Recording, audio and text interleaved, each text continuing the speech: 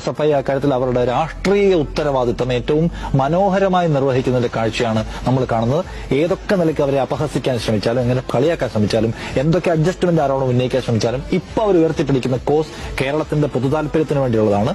അതിനോട് നിൽക്കാൻ മലയാളികൾക്ക് അതിന് കഴിയും, ആളുകൾക്ക് അതിന് കഴിയുന്നുണ്ട്. ഇപ്പൊ ഗവർണർക്ക് ഈ പറഞ്ഞ എഡ്ജൊന്നും നമുക്കിപ്പോ നോക്കി കാണാൻ കഴിയുന്നില്ല. RSSുമായിട്ടുള്ള പോരാട്ടത്തിൽ, വലതുപക്ഷവുമായിട്ടുള്ള പോരാട്ടത്തിലും പൊളിറ്റിക്സിലും എവിടെ നിലയുറപ്പിക്കണമെന്ന കാര്യത്തിൽ UDF ഒക്കെ ഒരു ക്ലാരിറ്റി ഉണ്ടാക്കുന്നത് നന്നാവും. കേരളത്തെ സംബന്ധിച്ച് അതിപ്രസക്തമായിട്ടുള്ള ഒരു സമരഘട്ടത്തിലാണ് നമ്മൾ നിൽക്കുന്നത്. ഒന്നാമത്തേത്, സമഗ്രാധിപത്യ പ്രവണതയുള്ള ഒരു ഭരണകൂടം നമ്മുടെ സംസ്ഥാനത്തിന്റെ സവിശേഷമായ എല്ലാ അവകാശങ്ങൾക്കും മേലെ കടന്നു കയറുകയാണ്.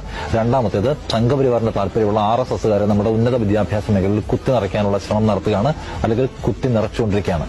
അതിനെതിരെ നിലകൊള്ളുന്ന ഒരു വളരെ പൊളിറ്റിക്കലായിട്ടുള്ള സമരമാണ് ഈ സമരം. ആ പ്രാധാന്യം ഈ സമരത്തിനുണ്ട്. വേറെ പല ആംഗിളുകളും പല ആസ്പെക്ട്സ് ഇതിനെക്കുറിച്ച് പറയാമെങ്കിലും ഈ സമരം ആത്യന്തികമായി നമ്മുടെ രാജ്യം മുന്നോട്ട് വെക്കുന്ന ഫെഡറലിസം എന്ന് പറയുന്ന ആശയത്തിന് വേണ്ടിയിട്ടുള്ള സമരമാണ്.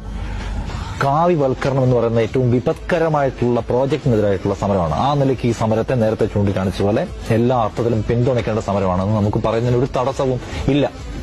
ഇപ്പോ ഇതിനകത്ത് ഈ സമരം വെറും ഷോയാ മാത്രമാണ്. ഇത് SFIയുടെ ഷോ മാത്രമാണ്, SFIയുടെ അഡ്ജസ്റ്റ്മെന്റ് സമരമാണ്, സർക്കാരിന്റെ വഴിതിരിക്കൽ തന്ത്രമാണെന്നൊക്കെയുള്ള ആക്ഷേപം കുറെ ആളുകൾ ഉന്നയിക്കുന്നുണ്ട്.